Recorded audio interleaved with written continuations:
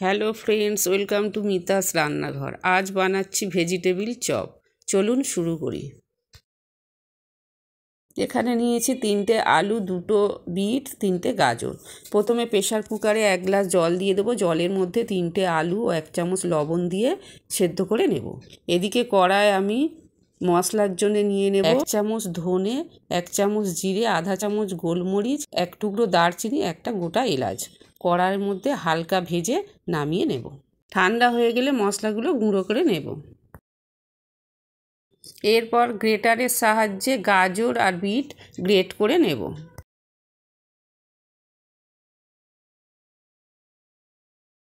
কুচানো গাজর ও বিট একসাথে মিশিয়ে নেব। এখানে নিয়েছি 2টো বোলে ময়দা। একটা ময়দার মধ্যে জল মিশিয়ে ব্যাটার তৈরি করে নেব। এরপর কড়াইয়ের মধ্যে রিফাইন্ড অয়েল দিয়ে বাদামগুলো ভেজে তুলে নেব। ওই তেলের মধ্যে কোচানো বিট গাজর দিয়ে দেব। তার মধ্যে দেব 1 চামচ লবণ, আদা কাঁচা লঙ্কার পেস্ট দিয়ে হালকা ভেজে নেব।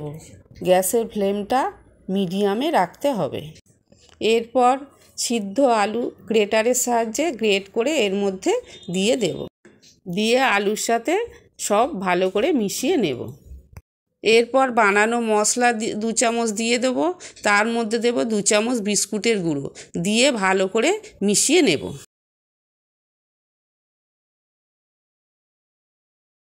এরপর এর মধ্যে 1 চামচ চিনি দিয়ে আবারও ভালো করে মিশিয়ে নেব।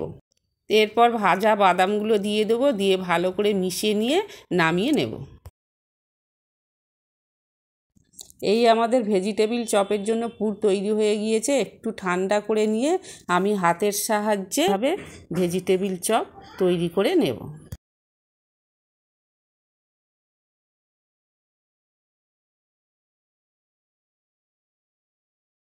বাকিগুলো এইভাবে তৈরি করে নেব।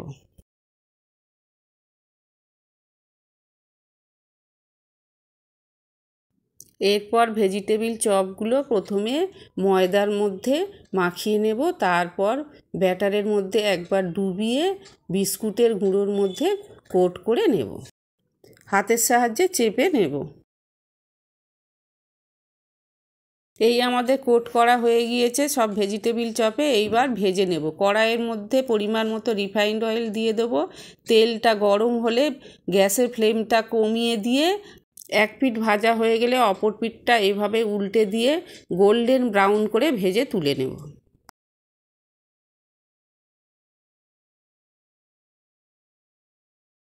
বাকিগুলো একইভাবে ভেজে তুলে নেব। এই আমাদের ভেজিটেবিল চপ তৈরি হয়ে গিয়েছে। এটা স্যালাড ও টমেটো সসের দিয়ে পরিবেশন করব। একটা ভেঙে দেখালাম। যদি ভালো লাগে বন্ধুরা লাইক, শেয়ার, কমেন্ট ও সাবস্ক্রাইব করতে ভুলবেন না। আবার দেখা হবে নতুন কোনো রেসিপি নিয়ে। ভালো থাকুন, সুস্থ থাকুন। ধন্যবাদ।